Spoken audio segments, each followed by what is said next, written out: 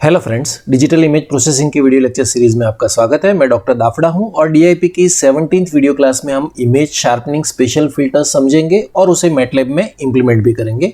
हमारे पिछले दो वीडियो क्लासेस में हमने स्मूथिंग स्पेशल फिल्टर्स समझे हैं, लीनियर और नॉन लीनियर या ऑर्डर स्टैटिस्टिक स्पेशल फिल्टर्स, और इस वीडियो क्लास में हम इमेज शार्पनिंग या हाई पास स्पेशल फिल्टर्स समझेंगे। और जैसा कि नाम से पता चलता है, ये हमारी इमेज को शार्प करेगा। ठीक है, तो चलिए स्टार्ट करते हैं। पिछले वीडियो क्लासेस से हम जानते हैं कि इमेज एनहांसमेंट स्पेशल डोमेन में या फ्रीक्वेंसी डोमेन में किया जा सकता है। अभी हम स्पेशल डोमेन टेक्निक सीख रहे हैं, जिसमें हम पॉइंट प्रोसेसिंग टेक्निक्स ऑलरेडी समझ चुके हैं और अभी हम नेबरहुड प्रोसेसिंग टेक्निक समझ रहे हैं। स्पेशल फिल्टर्स को दो कैटेगरीज में क्लासिफाई किया जा सकता है, स्मूथिंग स्पेशल फिल्टर्स और शार्पनिंग या हाई पास स्पेशल फिल्टर्स। और हाई पास स्पेशल फिल्टर्स में हम सिर्फ लाप्लासियन स्पेशल फिल्टर समझेंगे। Of course high pass spatial filters या डिफरेंशिएटिंग स्पेशल फिल्टर्स के और भी वैरायटीज होते हैं, जैसे कि ग्रेडियंट ऑपरेटर या gradient filter, Roberts filter, Sobel filter, Prewitt filter etcetera. Okay, sharpening किसी इमेज के फाइन डिटेल्स को हाईलाइट करेगा। फॉर एग्जांपल किसी ऑब्जेक्ट के किनारे या एजिस या उस जगह पर भी यूज होता है जहां कुछ डिटेल्स ब्लर हो गई हो एरर्स या इम्परफेक्ट कैप्चरिंग डिवाइसेस की वजह से। तो अगर एवरेजिंग फिल्टर इमेज को ब्लर करेगा तो उससे उल्टा शार्पनिंग फिल्टर ब्लरिंग को रिमूव करेगा। मैथमेटिकली एवरेजिंग इंटीग्रेशन से मिलता है, जो लो पास फिल्टर्स होते हैं, और उससे उल्टा हाई पास फिल्टर डेरिवेशन से मिलेगा। शार्पनिंग फिल्टर के बहुत सारे एप्लीकेशंस हैं, जैसे कि electronic printing, medical imaging, industrial inspection etcetera. Linear smoothing neighbourhood के समेशन पर काम करता है, जबकि शार्पनिंग डेरिवेटिव या फाइनाइट डिफरेंस पर काम करता है। स्मूथिंग में हम नॉइज को स्मूथ कर देते हैं और एजेस को इग्नोर करते हैं, जबकि शार्पनिंग में हम एजेस को एनहांस करते हैं और नॉइज को इग्नोर करते हैं। तो शार्पनिंग का मेन पर्पस है इंटेंसिटी में हो रहे बदलाव को हाईलाइट करना या एजेस या किनारों को डिटेक्ट करना। ठीक है, किसी digital image F of X Y का फर्स्ट ऑर्डर पार्शियल डेरिवेटिव इन इक्वेशन से दिया जाएगा और इसी तरह से सेकंड ऑर्डर पार्शियल डेरिवेटिव इन इक्वेशन से दिया जाएगा। और यहाँ दिखाई गई प्रॉपर्टीज हम कुछ देर में एक एग्जांपल में समझते हैं। इस इमेज को कंसीडर करते हैं और इस इमेज को हम ये हॉरिजॉन्टल लाइन में स्कैन कर रहे हैं। हम देख सकते हैं कि इस लाइन पर इंटेंसिटी वेरी हो रही है। शुरुआत में ये ब्राइट है, फिर ग्रेजुअली डार्क होती है, बीच में एक ब्राइट व्हाइट डॉट आ रहा है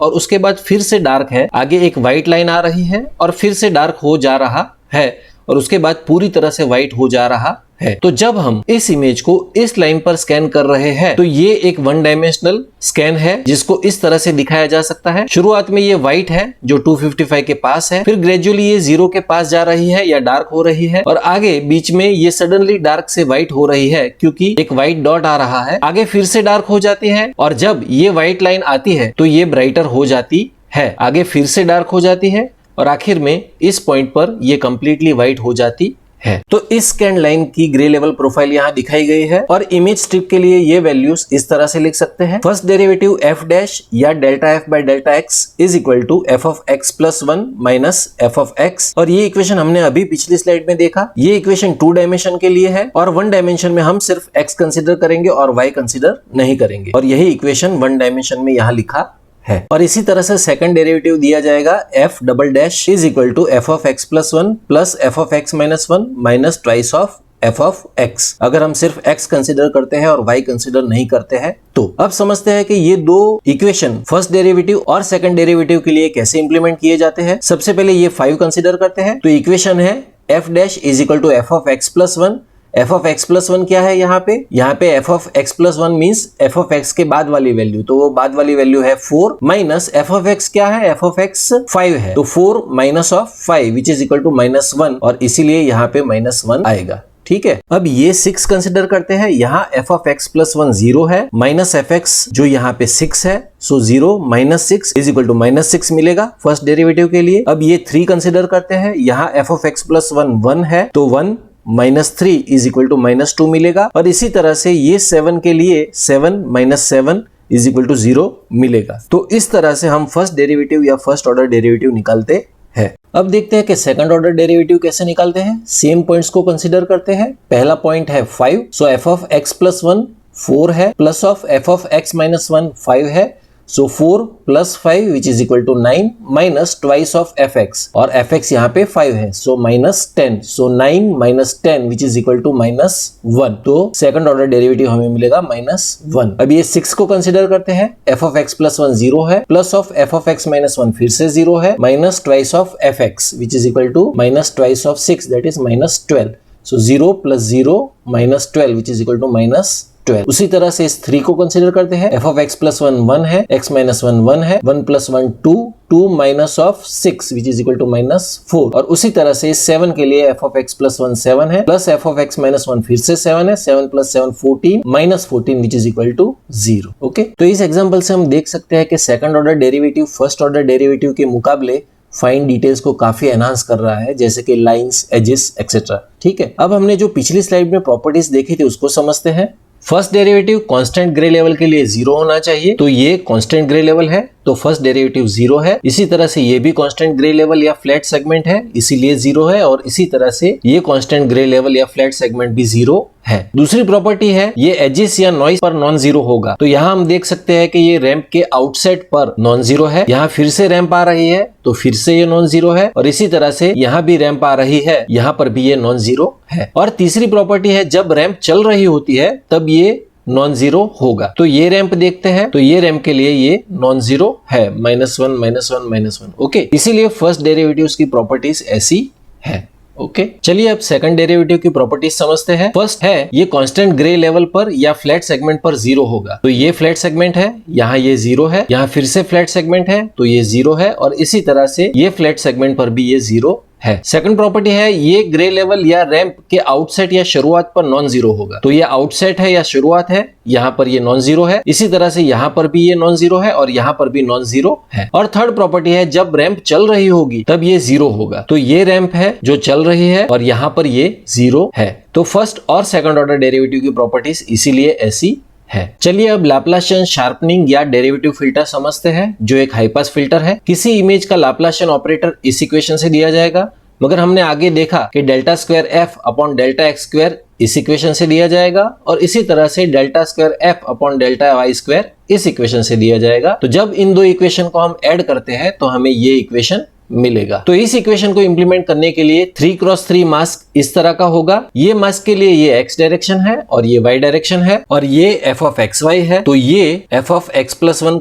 y होगा, और ये f of x - 1, y होगा, और ये ऊपर वाला f of x, y - 1 और नीचे वाला f of x, y + 1 होगा। तो इस इक्वेशन के कांस्टेंट टर्म्स से ये मास्क बनाया जा सकता है। For example f of xy का कांस्टेंट -4 है, मास्क में भी ये -4 है, और इसी तरह से बाकी के टर्म्स के कांस्टेंट 1 है, इसलिए हम मास्क में 1 लिखेंगे, और जहां पर खाली जगह बचती है वहां पर हम 0 लिखेंगे। ओके, तो इस तरह से लाप्लाशियन फिल्टर मास्क बनाया जाता है। और क्योंकि लाप्लाशियन फिल्टर भी लीनियर स्पेशल फिल्टर है, हम उसको कन्वोल्यूशन के सेम मैकेनिज्म से अप्लाई कर सकते हैं, और आउटपुट में हमें जो लाप्लाशियन इमेज मिलेगी उसमें सिर्फ एजिस और डिसकंटिन्यूटीज होगी और बैकग्राउंड पूरा डार्क होगा। और ऐसा क्यों होगा? क्योंकि हम सिर्फ स्पेसिफिक डिटेल्स को हाईलाइट करेंगे और बाकी की सारी डिटेल्स को 0 कर देंगे, जैसा हम इस मास्क से देख सकते हैं। और अगर हमें बैकग्राउंड फीचर्स भी रिकवर करने हैं तो सिंपली लाप्लाशियन इमेज को ओरिजिनल इमेज से ऐड कर देंगे, जिससे हमें हमारी एनहांस्ड इमेज मिल जाएगी, जो हमारी शार्पन्ड इमेज होगी या हाई पास इमेज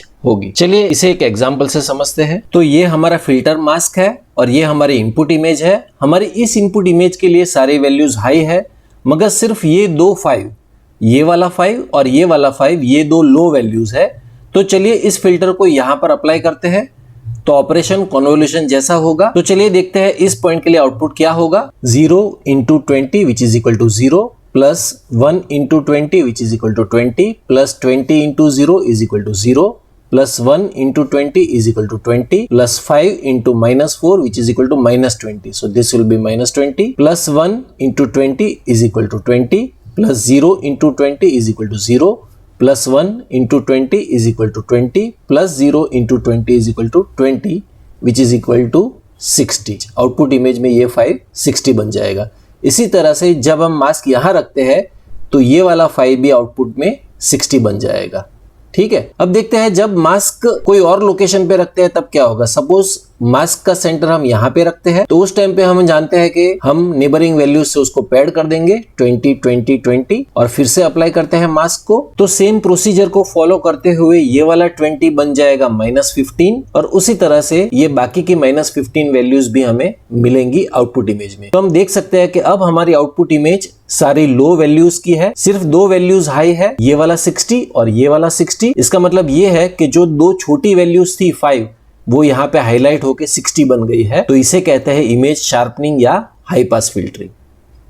ओके, तो जब हम लाप्लासियन अप्लाई करते हैं तो हमें एक ऐसी आउटपुट इमेज मिलती है और यहाँ हम देख सकते हैं कि सिर्फ ट्रांजिशंस इन इंटेंसिटी या एजीसी हाईलाइट हुई है। और जब हमें एनहांस्ड इमेज चाहिए होगी तो हम इस वाले इमेज को ओरिजिनल इमेज से ऐड करेंगे, जिससे हमें हमारी शार्पन्ड एनहांस्ड इमेज मिल जाएगी। चलिए इमेज शार्पनिंग मैटलैब में इंप्लीमेंट करते हैं।